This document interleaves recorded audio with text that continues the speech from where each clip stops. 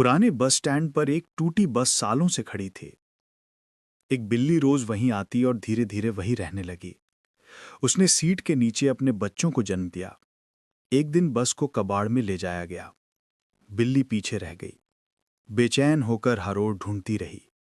कुछ दिन बाद जब नई बस आई, उसने उसी जगह फिर ठिकाना बना लिया। मगर अब वो खामोश थी, बस को देखती रही, जैसे किसी पुराने घर को याद कर रही हो।